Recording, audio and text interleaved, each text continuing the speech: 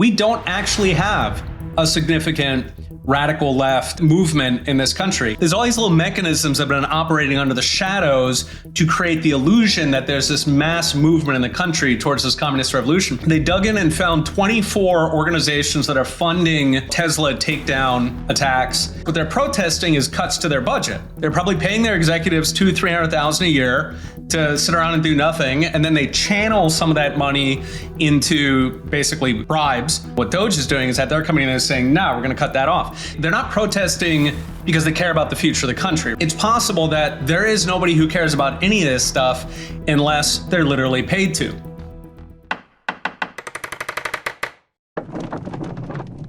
Professional conversation haver, I guess that's what you can call me.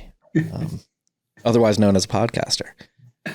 You are X's economics professor. I've said this many times throughout the years, throughout the many conversations we have, but now I think it's official. You officially have Elon Musk retweeting your videos pretty consistently these days. How's that feel, sir? Elon has been astounding. All right, so when I started posting daily videos, my goal was to get an Austrian economics perspective, but really a Rothbard. Okay, more than anybody, I love Murray Rothbard. Anytime I see some economic event, my first question is, what would Rothbard say? How would he see this? How would he analyze it? And I wanted to get a basically Rothbardian perspective out there. We can get a little bit into what Austrian economics is, but basically it's what economics would be if government was not corrupting it. So now I want to get that message out. It's contrary because, of course, most economic commentators, whether they're on the left or the right, they're Keynesian. They're fundamentally pro-government. They think that the stuff the government does is useful. Austrian or classical economics disagrees. This is why it was called the dismal science, because the politicians would come to the economists and say, hey, I got this great idea. And the economists would say, nah, it's not going to work. And they would say that so regularly that politicians complained, well, you guys, you don't have any creativity, So I wanted to get that message out there. And Elon, I've been absolutely shocked. Like, his economics are impeccable. He is spot on. So I don't know if it was from watching my videos, if he's familiar with Austrian economics, if he figured it out independently, but either way, he understands exactly what central banking is, exactly how inflation is created. It's not animal spirits. It's not people being too enthusiastic. It's government. It's printing. He understands how to fix the economy. He understands the risks. He understands the sort of cynicism with which we look at the state.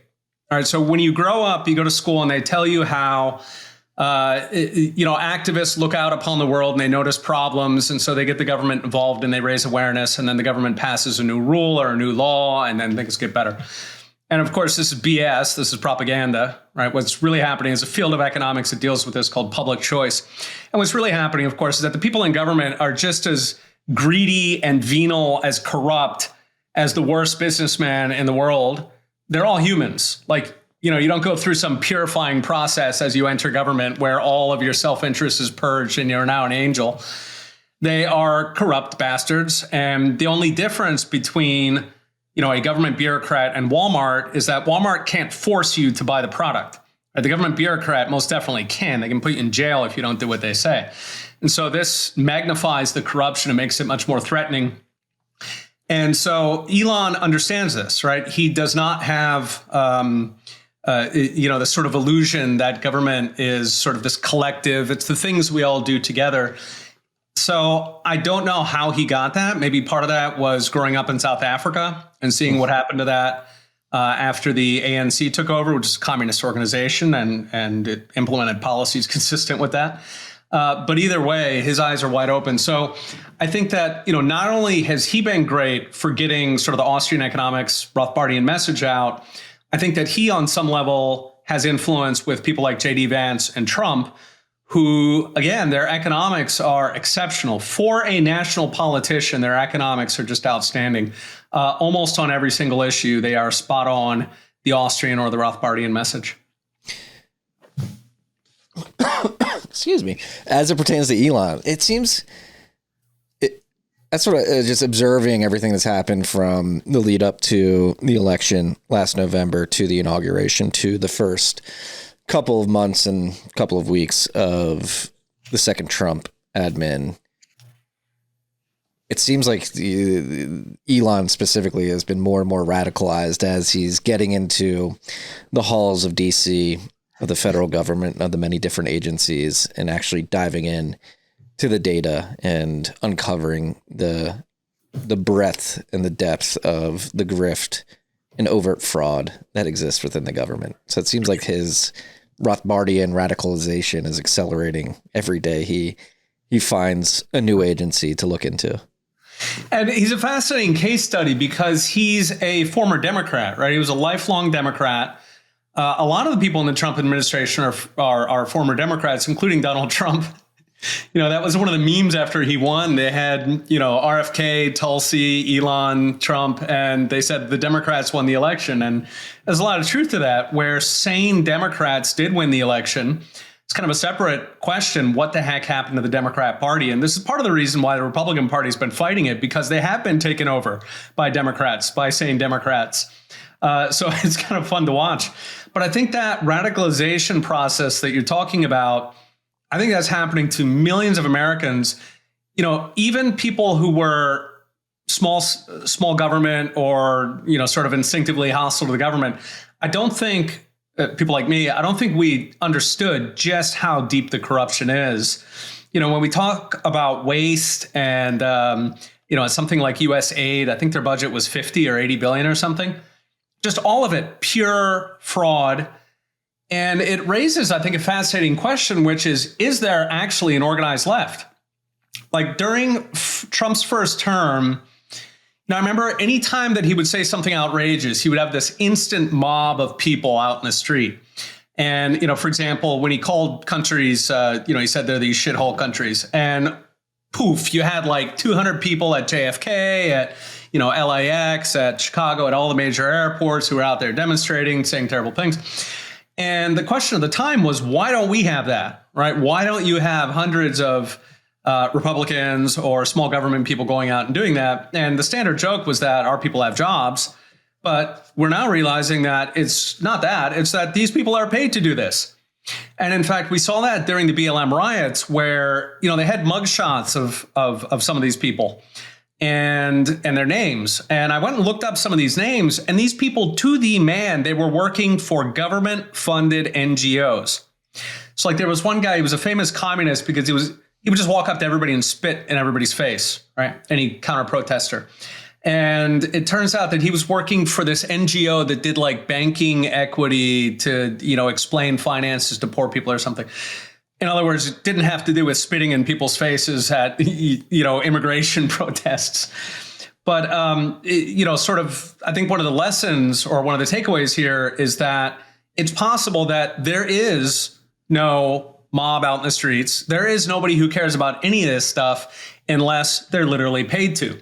If you look at the DOGE protests right now, so these people are fascinating, right? They're in their 50s.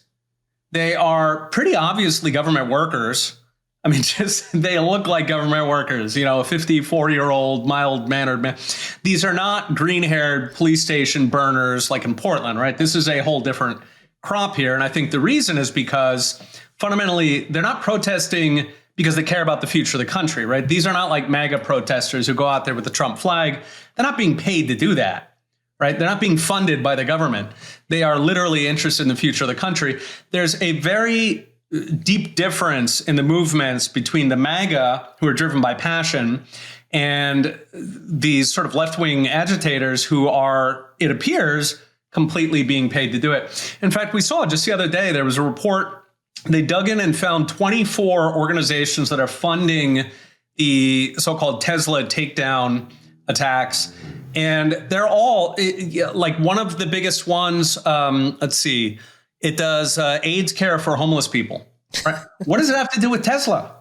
Well, of course, what they're protesting is cuts to their budget, right? Because that charity, they're probably paying their executives $200,000-300,000 a year to sit around and do nothing. And then they channel some of that money into basically bribes so that they can keep the money flowing. And what Elon is doing, or what DOGE is doing, is that they're coming in and saying, no, we're going to cut that off. Now, from their perspective, they paid for that money. That's their money. They bribed it fair and square. And yes, I can completely understand why they're angry enough to burn a Tesla. But I think that a lot of Americans now are just being absolutely shocked at how corrupt the system is. Now, of course, that depends which media you listen to. Right? Because if you watch CNN or you read the New York Times, you have no idea any of this is happening. My brother, who, he went partway through a PhD program, he's a smart guy. He's concerned that his Social Security is going to go away. I'm like, what planet are you living? Like, this is not. Elon is not sitting there stealing your Social Security so he can buy another house. He's literally going through and eliminating corruption, which, by the way, strengthens the system. But the point is that depending which media you watch, you are living in a completely different world right now, utterly distinct realities. It's fascinating because, going back to like BLM and the mechanism, it's like the USAID funnels money to the NGOs. They are fat and happy, and then they funnel the money to these quote unquote protesters, these paid protesters, to manufacture public sentiment that is picked up by media companies that may also be funded by the same grift funnel.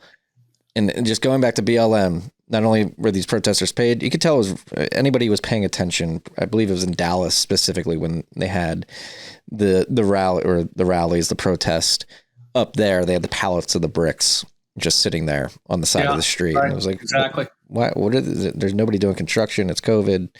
They were deemed non-essential workers. And why are these bricks sitting here? So it was like, obviously anybody with more than 2 brain cells that is sort of awake and paying attention is like, those were set there by somebody to incite violence of some kind, to project this sentiment that everybody in the country feels this way. And that's what I think, going back to the point of radicalization, is many people who are collecting information the right way or in ways that are more beneficial to your mental health and a well-rounded picture of what's actually going on compared to mainstream media, are waking up to the fact of, oh, wow, a lot of this social strife that has been spoon-fed to me over the course of many decades now at this point is completely manufactured sentiment. 100%. And you're right. This has been going on a very long time. Depending when you start the clock, in the 1960s, we had the exact same things. You had these nationwide riots. Generally, their demand was money. The rioters wanted to get paid one way or the other. And then that, sort of created this race hustling industry in every major city in America. And that was the same deal, right? They were burning down their own neighborhoods. It continued in the 1990s. We had a bunch of NAFTA and WTO protests where they got really violent. They would burn out banks. You can go all the way back to the union movement, really in the 1890s, 1900s. My wife's grandfather was a policeman in West Virginia, and he was literally wounded by union rioters who were shooting at police. And throughout, the deal was the same, which is that they use violence to intimidate companies, and then the companies become woke. The companies fund, or at least they fail to fight against, this sort of state takeover, and then the state takes a portion of that and it pays the protesters or the rioters. So this game's been going on a long time. I think what's exciting about it is that we have identified it. Right. We knew that the house was falling down and we didn't know why. And now we found the termites. Now we understand exactly what they're doing. Now, in the short term, they're trying to block them with these district judges, and that's probably going to get to the Supreme Court. But the long run, sort of the big picture here, which I think is really great news, is that we don't actually have a significant radical left movement in this country. It is entirely astroturfed. The, cutting off USAID money, it hasn't hit yet because remember, these guys have a lot of money in the bank. Those district judges have been forcing some of the payments through. So we haven't seen the whole thing get fully defunded yet, but it's sort of like we can see the light at the end of the tunnel now. We know exactly who's causing the problem. They're not a significant part of the population. And I think if you cut off those power bases, first of all, the radical left, the sort of, communist revolution, permanent revolution vanishes. And point two, if you very specifically focus on that corporate intimidation, I think even companies don't actually support any of this stuff. Traditionally in America, big companies knew to keep their mouths shut on topics that have nothing to do with it. Like McDonald's should not have an opinion on abortion. It's not worth it. right? You're going to alienate half the country either way. Why would McDonald's possibly open their mouth on abortion? Why would Disney open their mouth on, transgender stuff? And this all got intimidated. This got pushed on partly by the violence, partly by proxy shareholders, which is where you have organizations on Wall Street who vote your 401k shares to basically control these companies. There's all these little mechanisms that have been operating under the shadows to create the illusion that there's this mass movement in the country towards this communist revolution. And we saw that during COVID. Right. So during the BLM riots, for example, they were explicitly communist. They were, of course, violent. They were burning down black neighborhoods above all. So these were terrible ideas. That's right. And, historically, various surveys of Fortune 500 CEOs, about 60 or 70% of them are Republican. Yet not one single CEO, forget endorsing Trump, not one single CEO even criticized BLM. So statistically, 70% plus disagreed with BLM. Why do they keep their mouths shut? And that's the reason. It's an intimidation racket. They would have gotten their employees beat up. They would have gotten their headquarters burned down. The Soros prosecutors in somewhere like New York would not have done anything about it. The rioters know this. The people who fund the rioters know this. So there have been no consequences to it. Meanwhile, you would have gotten on the wrong side of the deep state regulators. So these, if you're a bank or a media company, there's a number of licenses you need. And if those licenses are revoked, you are out of business, right? You are trillions vanished overnight. So you put it together, and these guys have to be this way, right? When people complain about Disney, Disney has to do this. They're in a hostage situation. Now, of course, they bear blame. Somebody could have stood up and grown a spine. There were a few CEOs that did, generally private companies, not publicly listed. But the point is that if we can cut off that intimidation industrial complex, I think that, it's like what looks like this massive danger on the left, I think isn't actually there. The whole thing evaporates. And the key is, cutting off the money and the control from government. What's up, freaks? Do you have a credit card? Are you getting cash back or airline points or points for some other service? Guess what? Those are shitcoins. You want to be stacking Bitcoin. And I have some groundbreaking news for you. The team at Fold has finally released the Bitcoin Rewards credit card. They have a wait list. They're going to be distributing the cards later this year. So you want to get on the wait list. Fold Plus members are going to get unlimited 2% Bitcoin back on this credit card. If you get on the wait list, they're up to $200,000 in prizes they're going to be given out. So get on it as quickly as possible. Go to tftc.io/fold and get on the wait list there. If you're on the wait list, you have the potential to win some of the prizes. Check it out.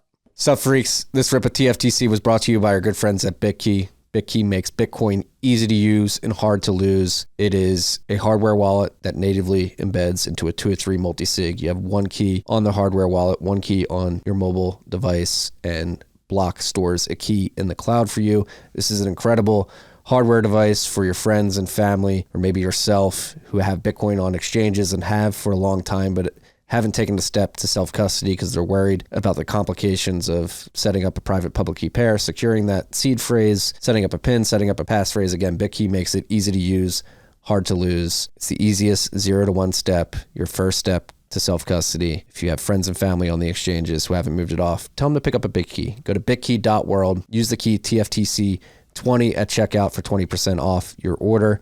That's bitkey.world, code TFTC20.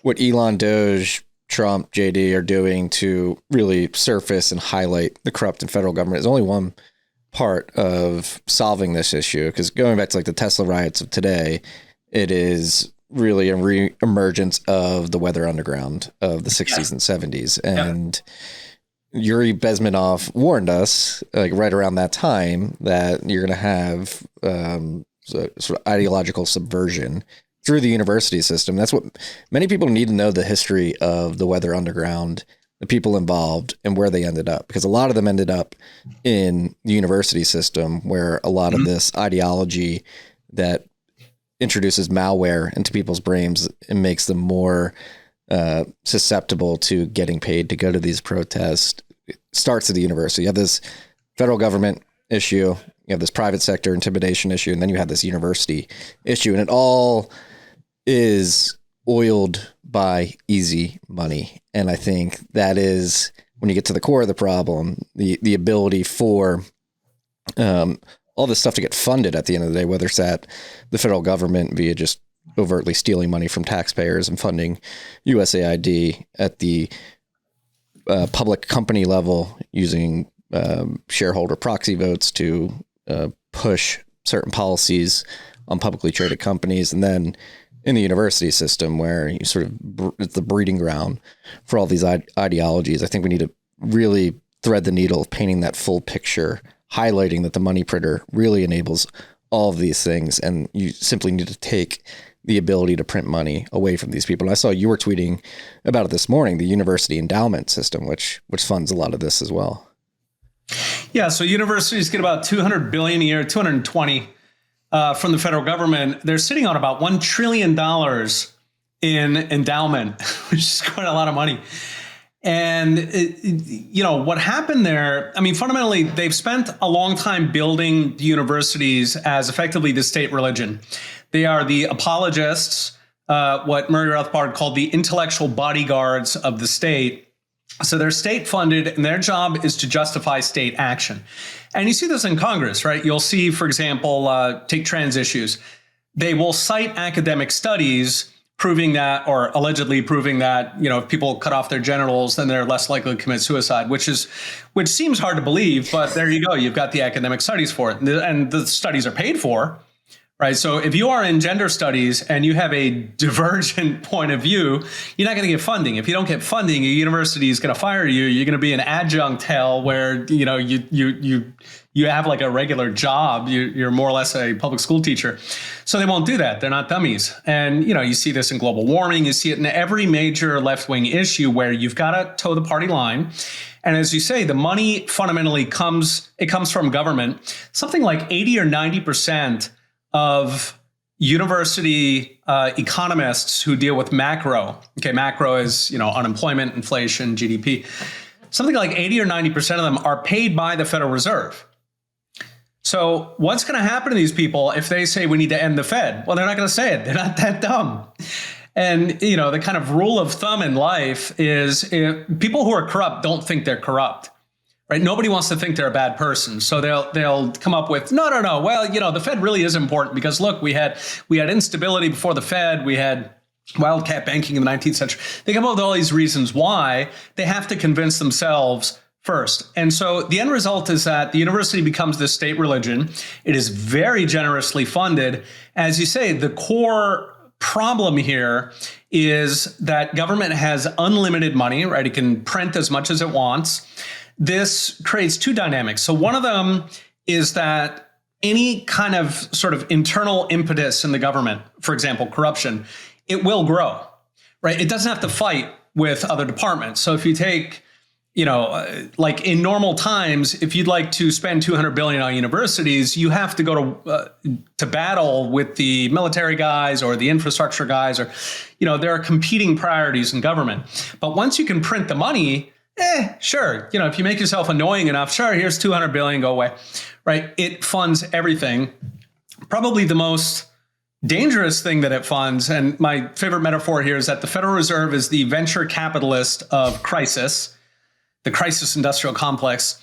Whenever you have some sort of, whether it's a war or a respiratory illness that spreads rapidly, or global warming, which is kind of a fake war, whenever you have these crises, these can be funded by unlimited money printing. We saw it during COVID where it would just sort of do a thought experiment. So during COVID, they shut down roughly half the economy and they substituted in all of these payments, right? So in the US, you had PPP. In Canada, you literally had a universal basic income, where I was at the time. So they substituted in all these payments. Now, if you shut down half the GDP, how can you afford the payments? The magic of money printing. So if you imagine a counterfactual where you did not have a Federal Reserve or Bank of Canada, then some junior bureaucrat would have walked in at the beginning of COVID and he would have said, okay, guys, we need to stop the spread and bend the curve. So we're going to shut everything down. I know it's going to cut tax revenue by half, but that's okay. We're just going to lay off half of the government workers. right? He would have been out of there. That would have been the end of his career. What in fact happened is they had an unlimited money print. In the US, I think it was 7 trillion at one point, increase in M2. The deficit spending was something like 6 trillion of that. So if you have that, any crisis that comes along, you can essentially float the crisis until it metastasizes. That's especially true of war, right? So the Afghan war, I think it ended up costing us something like $3 trillion for what? And if you had sat down with the American people early on and said, okay, look, we can do this 2 ways. We can either assassinate 8 guys and make sure it doesn't happen again, or we can occupy Afghanistan for 25 years, however long it was.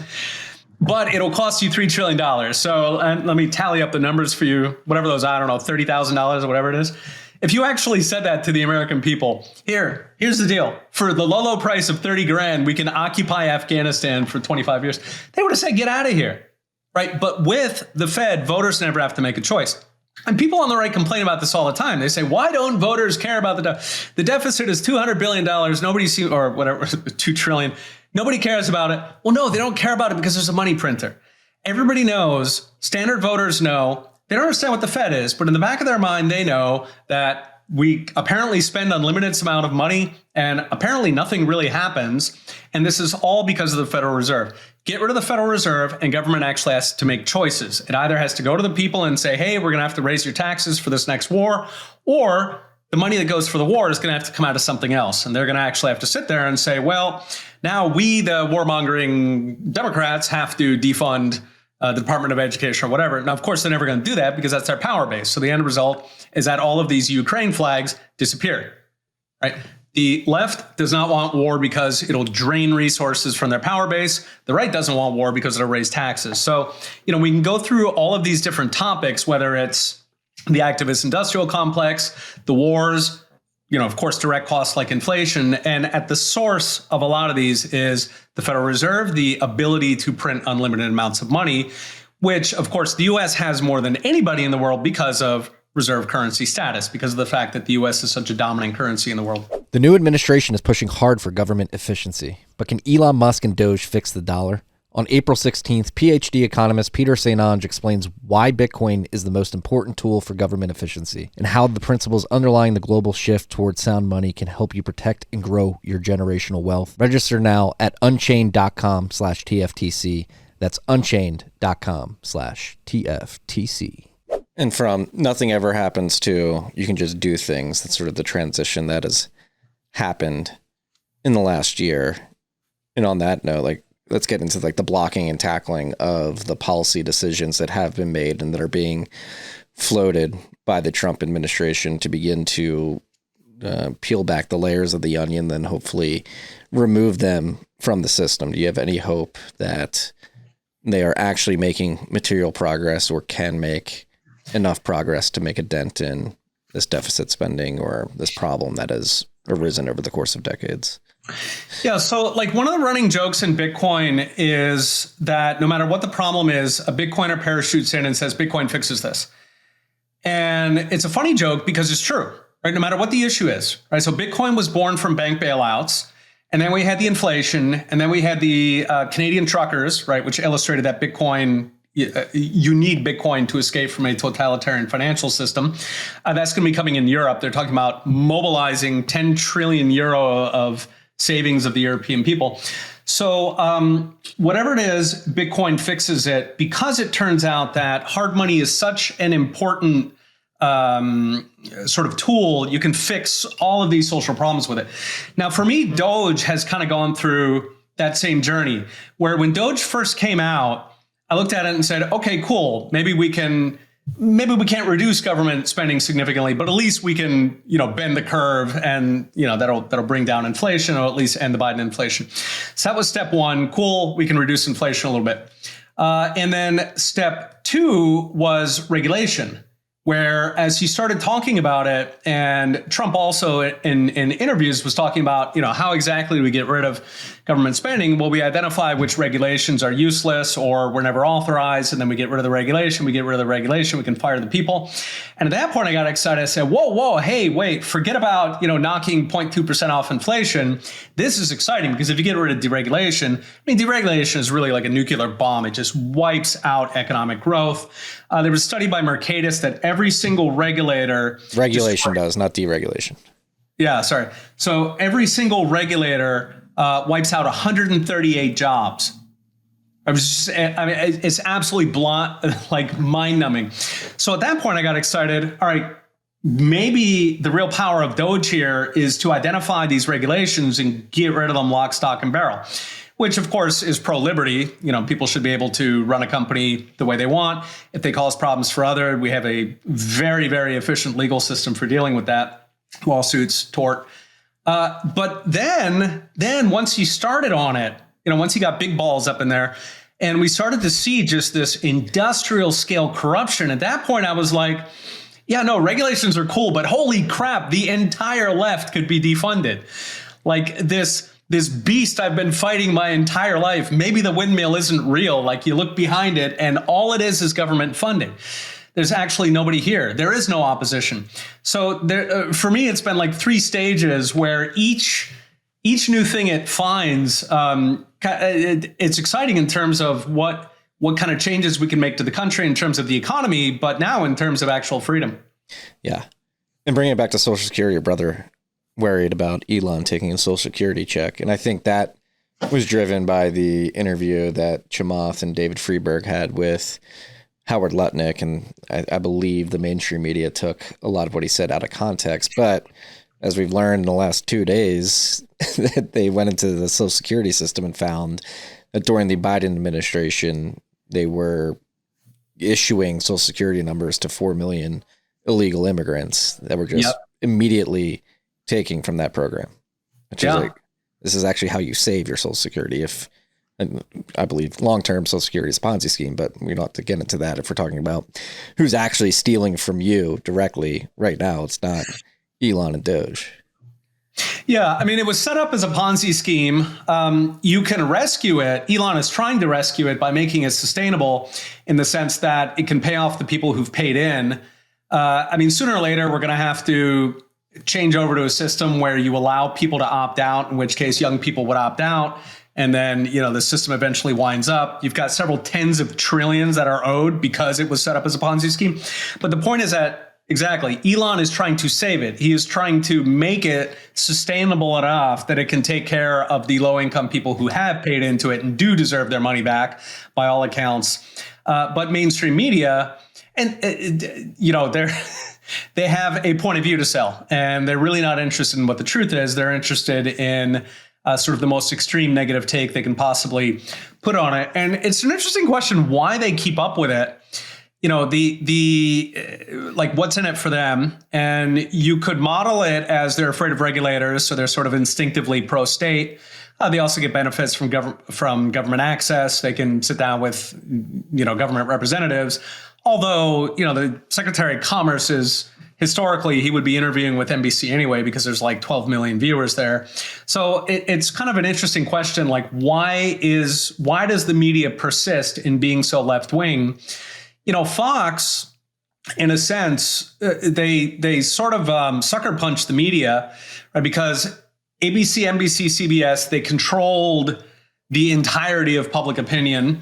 Newspapers were like 5% of the discourse, if we go back to the 1980s. And Fox News came in and said, hey, wait a minute, half the country is not being served. I'm going to go ahead and cater to them.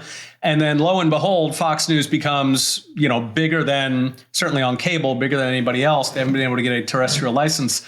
But that sort of showed the path, right? Like, in other words, if the media has gotten together and sort of colluded to exclude half the country from the discussion, was really, really easy to make money. You just take the other point of view. That's what I do. That's why it's so easy for me. It's not me. It's because nobody else is doing this. And I'm constantly sitting here like, so what's wrong with you people? There's obviously people, who want to hear, the other perspective, and yet they never take it. So, maybe it's lock-in. Like once you're left wing long enough, your audience is now left wing. And so you're sort of stuck. There's this concept I really like. It's called local peaks from evolution, right? Which is the idea that like a mosquito is really good at being a mosquito. But if a mosquito had half a brain, it would look around and be like, you know what, though? Humans really have it good, man. They eat whenever they want. They can watch TV and watch the game. And so a mosquito might try to evolve into a human. But of course, from current mosquitohood towards humanity, it would have to become a less perfect mosquito on the way. It'd have to get fatter and have a bigger brain. It wouldn't be able to fly. So it can't do that, right? It's stuck on this local peak. Even though it sees that there's a taller mountain, it cannot go into the valley and go up that mountain because it would die. Natural selection would wipe it out. And so in that sense, it's possible that this legacy media, which it's almost bizarre the extent to which they're trapped in this anti-Trump narrative. They can see half the country is pro-Trump. Like if CBS woke up and said, hey, you know what? Screw it. I'm just going to go pro-Trump. They would pick up twice the share of the other two, because the other two would be splitting half the country, CBS. And yet they don't do this. And maybe that's why. Maybe maybe they are corrupt. Maybe the payments are much bigger than we've seen so far. Maybe there's some economic or some financial reason why media is staying so biased. Yeah. They're getting outcompeted, though. Individuals like yourself, shows like this, many others, they're very obviously falling to the wayside of at least the younger generations. I don't know anybody in my age cohort who watches CNN, MSNBC, Fox News, even for that matter. Yeah. It's going to be a process. It's going to take time for that demo to age out and for our generations to come in to be like the meaningful voting bloc of the country, which I think that transition's already started in earnest, but it is crazy. And like we were saying before we hit record, it is a real shame that the media introduces this malware into the people that they still have captured, because before we hit record, you were saying it's literally the best time to be alive in human history. And there's no reason to be out there burning Teslas and acting like the world is coming to an end, because we have an administration that seems pretty committed to reducing the size of the federal government and its effect on the American people. There's so much to be optimistic about. And that's, if anybody out there who has, for some reason or another, turned off CNN and joined this show, there's so much winning ahead of us if you just embrace it. Yeah, you're absolutely right. This really is the golden age. If you look back at any period in history, the ability of dissidents to communicate, to organize, the ability to change the world. The mere fact that Trump won 2 times running on he ran against the entire establishment. It is very, very rare in history that you have a system where you can actually achieve that without massive bloodshed. I think that people do need to take a step back. Things are incredible. The only way that we lose is if we lose hope. And, even I know that a lot of your listeners are going to be from Canada or Europe, places like these. Even in those places, we're seeing it. Yes, the sort of deep state is fighting back. In some ways, the European deep state is even worse than it is in the US. They're doing things like canceling elections. They jailed the main opposition in France. This is not Moldova, this is France. They're becoming authoritarian very quickly. But the reason they're becoming authoritarian is because they know that they're slipping. And we saw this even here in the US. So I think 2 events happened in 2016, which were Brexit and Trump's first win. They weren't prepared for Trump. They didn't think he would win. They were laughing at him. So they didn't really have all of their defenses up. They regarded that as a sucker punch. But that's really when we started to see the censorship industrial complex come out. I think Alex Jones was one of the first. Alex and Milo were, sort of the first generation of people who were censored. And that, I think, really came out as a reaction to Trump and Brexit, where the establishment worldwide, and it is kind of this global cabal, they felt like, for generations, they assumed they were winning. The time was on their side, that they could just sit back, cash the checks, and let the long march through the institutions take over the universities, the K-12, indoctrinate the next generation. they thought time was on their side. When they looked at Trump and Brexit, they thought, whoa, hey, we're in danger. We're not winning. Something's gone wrong. I think that's what led to COVID. I think that was their opportunity where they sort of launched the revolution too early. Like they were kicking back. They were letting people be brainwashed generation by generation. And Trump and Brexit planted in their minds that, hey, wait a minute, time might not be on our side. Maybe we have to, go ahead and cash in our chips because we're starting to lose. And then COVID came and that was an opportunity. It was a pretty crappy opportunity because it was fundamentally, the death rate on COVID was twice that of the flu. As across the board. And I was in Canada at the time. The average COVID death was 82, which is higher than the average death of a Canadian. So that implies that COVID makes you live 4 years longer. The whole, I mean, strictly speaking. So it was a terrible, sort of revolution to hang your hat on. But I think that's what drove them to do it, is because they felt like they were losing. What's fascinating about Trump too now is that they weren't caught off guard. Right? They 100% knew that this was coming. They knew what Trump was going to do. They were fully prepared. During COVID, they had sort of issued very strict marching orders on every organization in society, right? There was nobody from the National Association of Actuaries on down. There was no sort of unpolitical organization that was pro-Trump. No major one. Only sort of scattered, politicized one. So they had done their whole of society effort against Trump, and holy crap, it didn't work. So I think that at this point, you're reading a lot of stories from the left, sort of worried that they're losing, that they've lost touch. They think that maybe if they don't talk about trannies so much, they're going to fix it. And then of course the activists are bomb throwing, angry over the fact that they're even having that discussion. But I think that really the left is in crisis right now. Part of it is the fact that Trump won twice. The second time really seals the deal. Like the first time she cheated on you because, she didn't really know if you guys were exclusive. The second time, okay, that's a problem. So part of it's that. And then part of it, I think, is just structural, that they can see that they're losing the funding. Now that we've identified that threat, even if district judges keep some of it, it's going to be much, much harder for them to keep that pipeline flowing. And then, of course, the third part we were talking about earlier, media, right? So the fact that Gen X is replacing boomers, funeral by funeral. It's a bit maudlin. Gen X is the Trump base. They are hardcore right wing. I grew up in the 80s, so I am exactly in the center of that. And the reason, of course, was because the 1970s were hell. And then we saw the 80s and, the small government, relative small government of Ronald Reagan, sort of free markets, the optimism, the morning in America. The 80s were like just this high-tech paradise. We had max headroom and, I don't know, you look at the video for Aha. What's that song? Wake Me Take Up on Me. Take on Me. And yeah, it's all this high tech with the cars, and you got the Japanese robots. It was a very, very optimistic time compared to the 70s, where you watch movies from the 70s and it's all like everybody's just dying. Everybody's insane, they're dying. It's this dystopia. Everybody's sick and diseased. And so anyway, we're formed by that. We are replacing boomers. Gen X. Very much, we get our news from social media, we get it from podcasts, we get it from alternative sources. On those sources, the left, not only do they not dominate, in many cases, they've just completely dropped out. Like the left-wing podcasts, I mean, there's a couple of them. The ones that do relatively well, not even explicitly political, but like Call Her Daddy, they're very, very weak in that space. And if you compare that to the absolute dominance they have in TV and newspapers, the bottom line is time is now on our side. And it's very exciting for us, but it's very, very scary for them. They're losing the money, they're losing the influence, they're losing the ability to shape voters.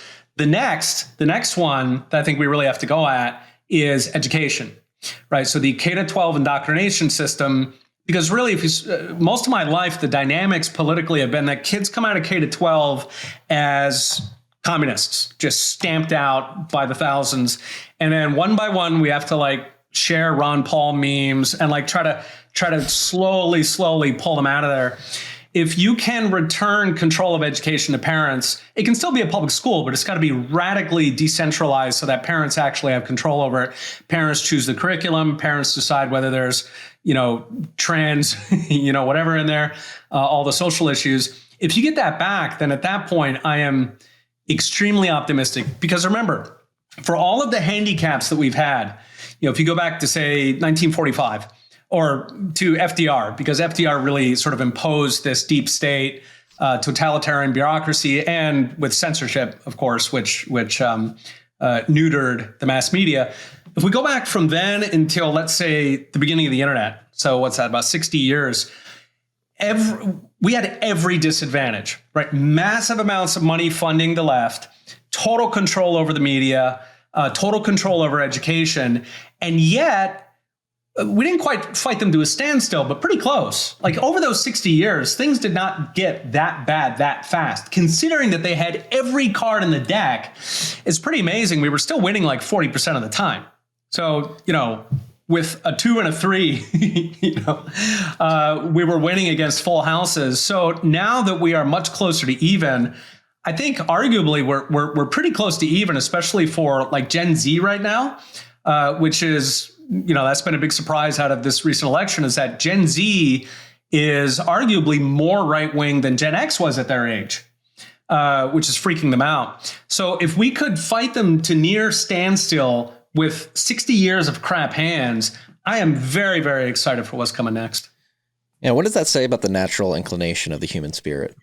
It's, again, going up with your hands tied behind your back because they have this money printer and these avenues set up to funnel the money to the people to get the message out there. And despite all of that, we didn't end quite in a Soviet-style communist hellhole. We're on our way there. Didn't get there, though. Yeah, there's a line from, I think it's John Stuart Mill. He says, "One man with convictions can defeat 100 with only interests."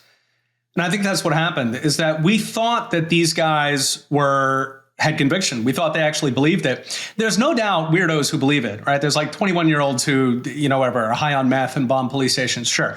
But they're not the influential ones, right? The influential ones who determine the movement, they only have interests, and they simply don't put out the effort that people do who feel passionately about this. So, if you look at people like Scott Presler, right, he started out cleaning up, trash dumps in Baltimore, and then he pretty close to single-handedly swung Pennsylvania, which, was a huge part in swinging the election. These are people who are deeply, deeply committed. I think you and I are kind of in the media space, and we talk to people all the time. Think of all the people you've interviewed, right? What percent of them were shills, were, just like corporate, saying it because they're paid to, like zero, right? I mean, people are so passionate on our side, on the side of liberty, on individual rights, especially on Bitcoin, of course. So I think that's why we could fight them to a near standstill, even when they had all the cards. And at this point, I almost feel sorry for them. I think they're going to get completely obliterated in the next 10 years. Well, and that's another question I wanted to ask. Do you worry about the right coming into power, maybe getting an advantage and being overly vindictive to the point where they overcorrect? We overcorrect, I guess, because I would consider myself. I don't worry about it. I know that the base is really pissed off. They want a lot of people in prison. Broadly speaking, the calls for prison that I've seen deserve it. So I think at the moment we're too low on the vindictive score, because, if you look at COVID, the authors of that whole thing, right, the totalitarian lockdowns, you could not go to church. Right? That was the first time that had occurred since the Peace of Westphalia. All right, you would have, in any previous generation, you would have had a lot of kinetic reaction to forbidding people to literally go to church. That's shocking. It was pure totalitarianism, and nobody did time for that. It's like the 2008, bank bailouts, world-ending catastrophe. My God, we all got to pull together, and everybody's got to give a little and suffer a little. Nobody got punished for it, and both of them were 100% man-made. So, I mean, to be honest, I think that, Bondi and Patel, they can only go, we do have a lot of legal checks and balances. They have to take things slow because they have to build cases. If you build the case wrong, then the way our system works, they throw it out. I think if anything, they're much, much less constrained than our base wants. And personally, I think they're much less constrained than should be happening. If you look at the FDA officials, for example, who were dictating vaccines when they were literally profiting from the alternative medicines, that's absolute corruption. Enron did 25 years for that. So I think we should see a lot more of it.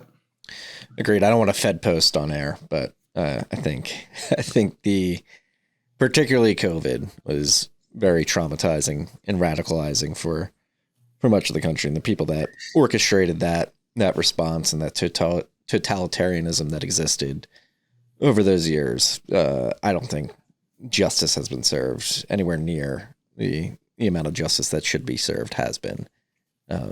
We'll see. Time will tell. And I think COVID and the bank bailouts, I think they're similar in terms of they have such a radicalizing impact.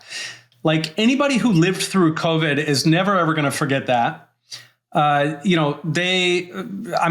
were about a week away from, I worked for a large company, Heritage Foundation, and, I was a week away from losing my job because I wasn't vaxxed. And Heritage Foundation actually sued, specifically their lawsuit stopped that vaccine mandate.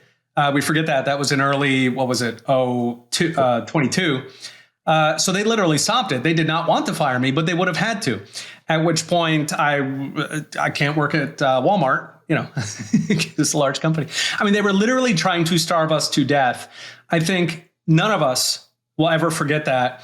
I think that there were a lot of Americans who were kind of in the center where they were sort of skeptical of government. Everybody knew government's kind of corrupt. It's not really good at the stuff it does. Going to DMV is a pain in the butt.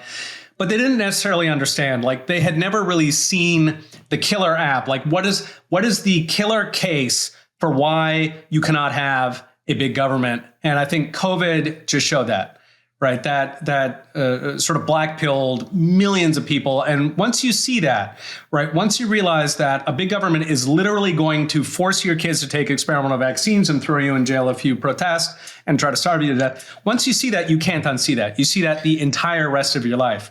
So this is one more reason that I'm excited for the future. Gen Z was watching, man. Like my kids are 14 and 16. They saw all that. That was pretty shocking. They're never, ever going to forget that for the rest of their life. No, especially the kids who were juniors, seniors in high school that weren't able to enjoy the last couple of years of their youth in peace. Instead, were forced to go to class on Zoom wearing a mask. It would be incredibly radicalizing. And so with this in mind, shifting gears a little bit towards Bitcoin, obviously the administration has been very I don't want to say accommodative, but less combative, combative with our industry than the Biden administration. It seems like we are not only in a period of time where the regulatory backdrop is much more relaxed and people that I work with on an everyday basis feel comfortable building products that only a year ago they were asking questions like, am I going to get shut down for doing this a year from now if this continues? But Bitcoin is also becoming a strategic asset for the federal government, the Treasury specifically. And there have been many conversations about the executive order that Trump signed a few weeks ago, separating Bitcoin from crypto, saying we're going to keep all the Bitcoin and all the crypto. We'll manage the crypto portfolio how we see fit, probably selling them off opportunistically as it goes. When it comes to Bitcoin, we want to accumulate more. And that is the big question right now. Do you think the federal government is going to accumulate more Bitcoin? Is it advantageous for them to do so? And how do you think is the best way to go about it? Yeah, so my sense of it, this is purely intuitive. I have no proof. But my sense of it is that Trump is not so much a dedicated Bitcoiner as he feels that he owes Bitcoiners. He does this across the board. If he feels like you helped him, he helps you. And, this is very confusing, I think, to most voters who are used to seeing Washington politicians who don't pay you back. But Trump feels like he owes Bitcoiners. We helped him. And so I think that's where the regulatory the strategic Bitcoin reserve. So point being, I don't necessarily think his heart is in it in the sense that he's going to look for opportunities to expand these. I think his heart is in it in the sense that he feels like he owes us and he must take care of us. It's very, very important to this administration. They have people who have like a long list of promises Trump makes, and Trump makes a lot of promises. If you think of all the stuff he talks about, right? We're going to get Greenland. We're going to, there's a lot of promises. And he's got people who keep lists of these and they want to put check boxes on them. That's very, very important to him. So I think that we're safe in terms of he's not going to turn on us. But I don't think that he's necessarily going to look for, novel opportunities to build up Bitcoin reserves. I think, so for example, at one point they had floated putting some tariff revenue in the Bitcoin reserve. It'd be nice if he did. I imagine he's just going to book that as regular spending and maybe use it for mass deportations and the wall because Congress is probably going to foot drag. So I don't see him pushing a lot on the strategic Bitcoin reserve. He'll probably continue amassing whatever the federal government seizes, which, it often seizes them legitimately from scammers and things like this, just like it seizes cash. But having said, I think that really more than the Bitcoin strategic reserve, that's a nice vote of confidence. But I think in terms of the future of Bitcoin, the regulatory stuff is much, much more important, right? If you look at, 20 years ago, when marijuana was completely illegal, the average marijuana dealer, so kind of take a snapshot of what he looked like and now talk about like the average vintner running a vineyard in California, right? Very, very different kinds of people. Why? Because one of those industries is at regulatory risk. There's legal risks involved in it. The other one is not. And so I think that, that started with the ETFs. The ETFs had this sort of guardrail on them. They weren't quite all the way. And to be fair, that was under Biden. But now that, Trump has both taken out regulatory risks and, that's something that I expect to continue. I'm actually going to be on a panel next week with Hester Peirce on the Bitcoin, the pro-Bitcoin member of the SEC, talking about some of these. But I think that deregulation is going to continue. As it does, I think the most exciting part is that increasing amounts of our financial system, the banking system, start to shift over to Bitcoin.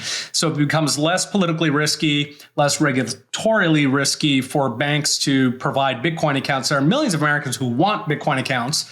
I know, hold your own keys, but in terms of practicality, a world where rather than people parking assets in their, Schwab account or 401k, they are parking it in Bitcoin, even if it's custodial at somebody like Unchained. I think that is a much, much better world, and it spreads uptake of Bitcoin so much that I think that actually ends up having a much bigger impact on price. So, if we look at gold, for example, so gold, even to this day, the market cap on gold, it's been going up, but the market cap on gold is, 6 or so times that of Bitcoin. I think if you sort of zoom out and ask, why do either of these assets have value? And for me as an economist anyway, the reason is because they're shadow replacements for fiat currency. And, if that day comes that the US dollar collapses into hyperinflation, it doesn't look likely now, but, remember, we were 2% away from President Kamala. If that day comes, then people go, what's the most likely asset that people go to instead? And historically, gold, of course, is the top contender. I would argue that Bitcoin is technologically much superior to gold, the transaction cost, the speed, the security, so on. If you want to move like $1 billion worth of gold, it'll take you like 3 months and it'll take you several $1 million. You got to more or less create like an LLC fully staffed to move the gold. It's insane how expensive, how difficult it is to actually work with gold in a financial system that's connected to the internet.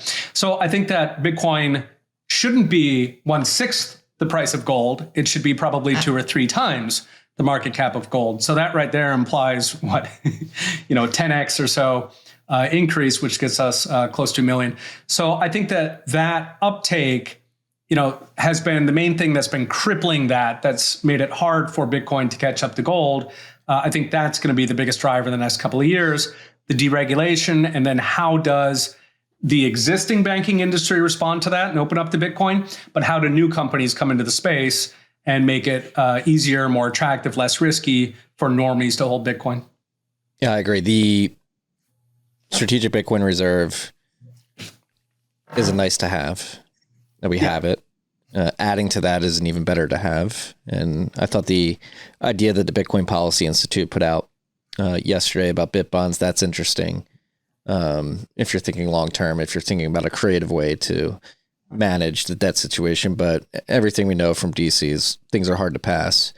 It's hard to work these types of things through the proper channels to actually get them into law. And so I'm completely with you. Like the private market solving a lot of these problems. And when you think of the immense amount of debt that exists in private markets, whether that's single family home, commercial real estate, just corporate bonds, all of that, that needs to be essentially re-collateralized. That's I'm sure anybody who's listening to this right now is like, I'm already at it again, but I'm at it again because I think this is the real way that you manufacture a long-term soft landing the economy, is that you open up the ability for banks and other financial services companies to play with Bitcoin. First, it's custody, offer, buy, sell to the customers, but then introducing Bitcoin as this collateral asset in credit markets to begin to allow a lot of the assets that are being underwritten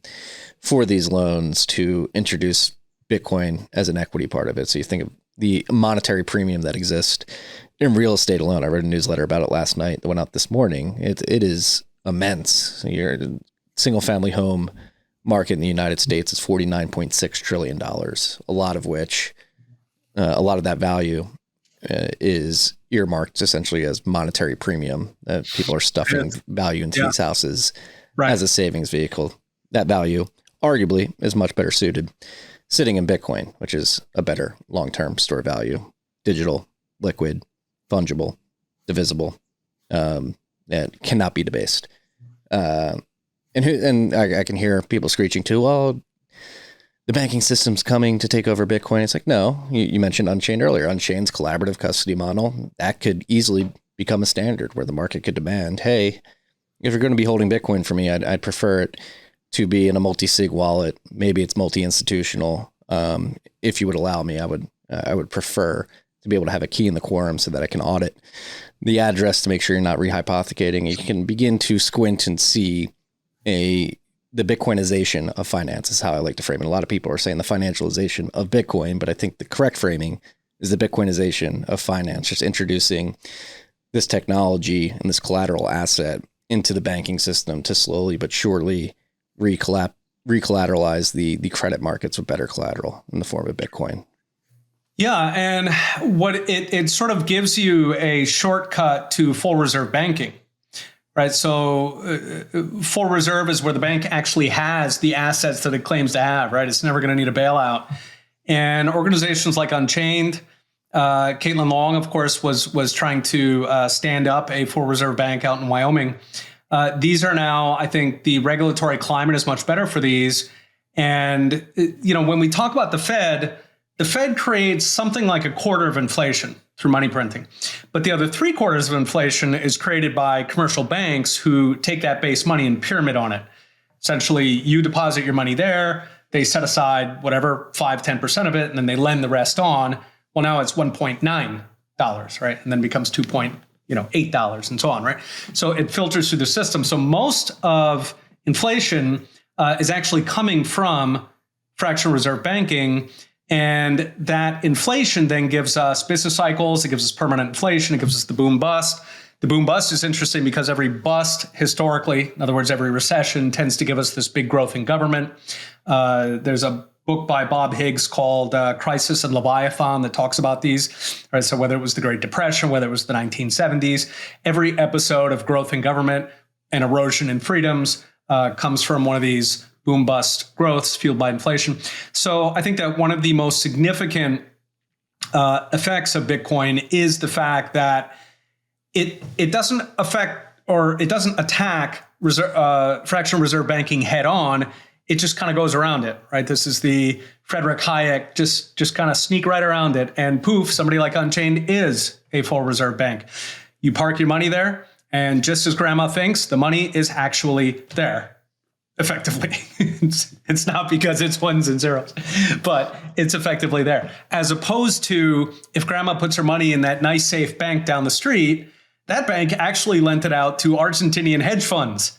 Like literally, not a joke. The money is not there.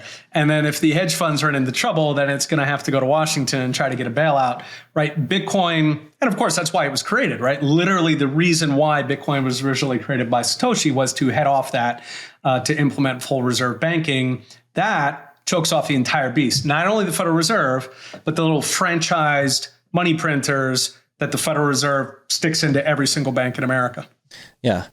And when you think about practical ways in which to bring this about, I think introducing it to these financial products and these institutions is the only way. Because you imagine, again, going back to that number, 49.6 trillion in single family homes in the United States alone. And a lot of people's, what they would view to be a predominant portion of the retirement savings sits in that home. Mm-hmm. So they have this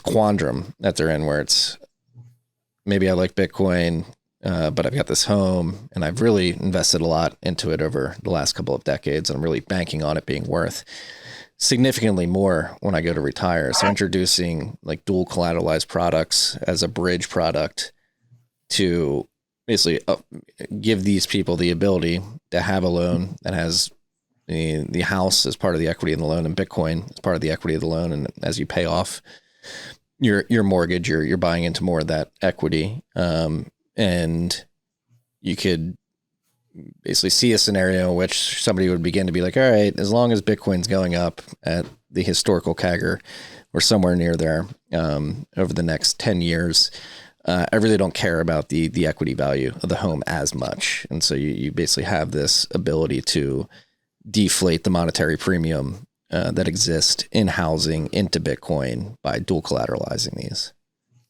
Yeah, because the system that we have today is that, so most Americans have an enormous amount of equity in their house. I think equity is something like a third of home values taken across the board. There's a lot of people who have literally paid off their house. Now, if you have a lot of equity in your house, if you have 200,000 equity in your house, you're effectively, because you can change that for cash and put it into something else, okay, that 200,000 is effectively cash. And cash, of course, melts away with inflation. Now, why don't people do that? Because if you sell, if you cash out the equity and then you put that into something else, well, where are you going to put it, right? You can put it in stocks, which go up and down.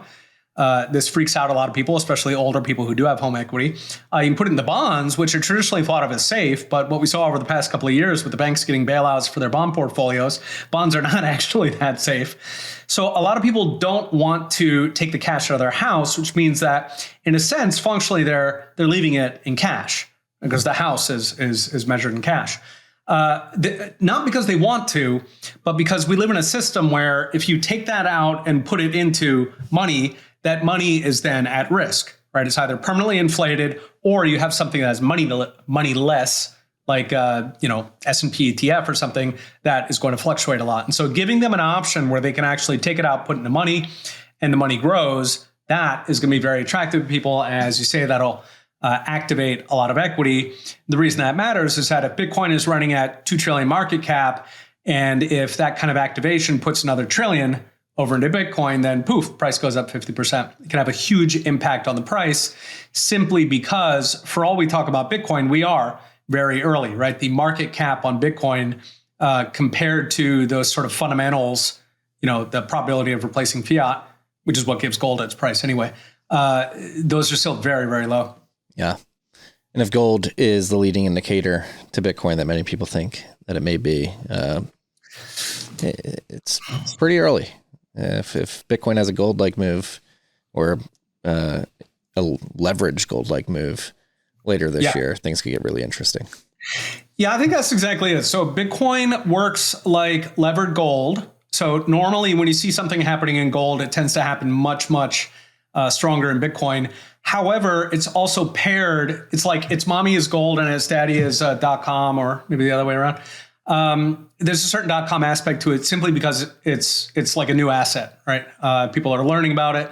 Any asset that has high price movement is going to pick up a growth stock dynamic to it.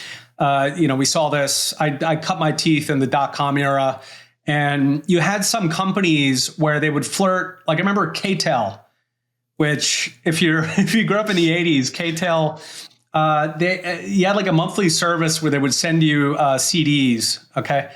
And anyway, they announced that they were going to open a internet store, and like the stock just took off. It was like AMC with the, it was like a meme stock, and it went all over the place. And temporarily KTEL, rather than trading as a, subscription CD service, it was trading like an exciting growth stock, which meant that back then, whenever the market went up, KTEL went up a lot. Whenever the market went down, it went down a lot.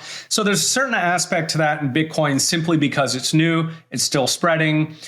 We evangelize person by person. And so it has this sort of dot-com aspect to it. But fundamentally, because it's structured to function like gold, you have a little bit of both, right? So sometimes they reinforce. So we saw during early COVID, for example, and Bitcoin just absolutely exploded in value along with gold. But then sometimes they work on opposites where, like right now, for example, stocks are generally down because of fears that tariffs are going to screw up the global supply chains. They're going to hit corporate profits in the US. And so stocks are down. And so at the moment, Bitcoin is sort of sideways. Because it's like on the one hand, it's got the gold move. Gold has been going up 40% so far this last year. Whereas on the other hand, it's got this kind of dot-com element to it where when stocks are down, it also goes down. Yeah. It'll be fun to watch. We didn't touch on tariffs this episode. We covered it the last time you were on when they were being floated on the campaign trail. But I don't think we have enough time to cover them in depth. But luckily, you were doing a webinar with Unchained in a couple of weeks, right? Yeah, April 16th at noon Eastern. It's called, DOGE for the dollar. Can Doge fix the dollar, I think? That's it. Yes, thank you. Yeah, can Doge fix the dollar? And we're basically hooking it on the idea that, so Doge is making all these reforms in the federal government, which spread freedom and spread prosperity. And of course, it's not doing a whole lot on the dollar, at least not yet. And so Bitcoin has that built in, right? There's a number of aspects of Bitcoin that naturally restrain the state. That restrain, of course, inflation, boost growth, and the business cycle. There's all these other benefits to them, but very specifically, the ways that hard money restricts the growth of the state and returns freedoms to people. Very important topic. And it seems like it could be happening in real time. Let's not count our chickens before they hatch, but things look like they are trending in the right direction. Obviously, not everybody's going to agree with everything that's going on. I certainly have my qualms with some things. The warmongering, the tremoring of warmongering is making me a bit uneasy, but I think it is also important to show some grace. These are massive problems, and they are multivariate, and there are many of them. And on the economic side, at least, cutting waste, cutting fraud out of the federal government, and bringing reciprocity to tariffs. I think that's one thing that the mainstream media is doing the broader public a mass disservice around, is the narrative around tariffs, and thinking like we're just doing this to be bullies, when it's like, no, we're actually just trying to negotiate to get things to even so that the American producer gets their fair shake in the global markets, and the U.S. economy benefits from that. So yeah, he's trying to do that. And I think what's interesting is that Trump, I think early on, everybody expected that it was just going to be tactical, right? He was going to threaten Canada. Canada will get rid of some tariffs, and then we'd be able to trade again. I think that they're sort of surprising people that they actually want to reindustrialize the country. Like, they actually want to bring things back. You can do that. There are countries with very, very sort of an assumption runs that Americans make too much money, so we can't make things because Chinese are cheap. But there are countries like Switzerland, for example, has about twice the manufacturing that the US does as a share of the economy. Okay, and wages are very, very high in Switzerland. They're probably about 50% higher than they are here. So you absolutely can do this. You, at some point, need Congress. So you would need to, lower business taxes. You would need to get rid of some of the stupid red tape, a lot of the environmental stuff, sort of activists bought and paid for. The crony regulations, which almost all regulations are actually paid for by big business, regulate me harder, and they do this to restrict trade. But anyway, if you can get rid of those two things, taxes and regulations, you can literally bring stuff back here. Chinese companies, they don't care whether they manufacture in China. They care whether they make money. And if it's more attractive to produce here, they will move here. People forget companies are psychopaths.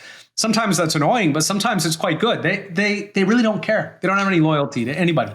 They will move here. So it'll be interesting to see, first off, if Congress plays ball to the point where we can actually make it attractive to manufacture in America. If so, it's going to be a very, very good 4 years for blue collar workers. Between mass deportations and reindustrialization, we could literally see a revitalization of the Rust Belt, which I think Trump would regard that as his greatest promise fulfilled, but it'd be fun if it happened. Yeah, and we have a very recent example to confirm something you just said, which is that even the Chinese, if given the choice, will come to make money. We see this in Bitcoin mining. China Bitcoin mining ban in 21.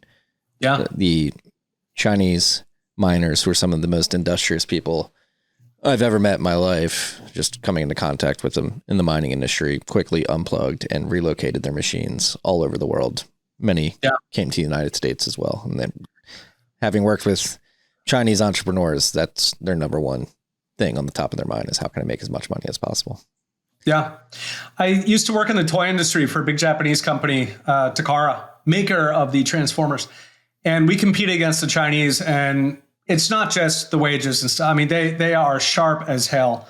Americans who dismiss them and say, it's all fake. It's got no. Chinese are freaking on the ball. But the beautiful thing is, just like that, they don't care where they make it. They will very happily come here, stand up a factory, hire thousands of Americans for decent wages. They're in it for the money. They're not in it for nationalism. Yeah. Peter, it's always a pleasure, sir. Thank you. It's great to see you, Marty. Appreciate being on. Thank you. That's all we got today, freaks. Peace and love.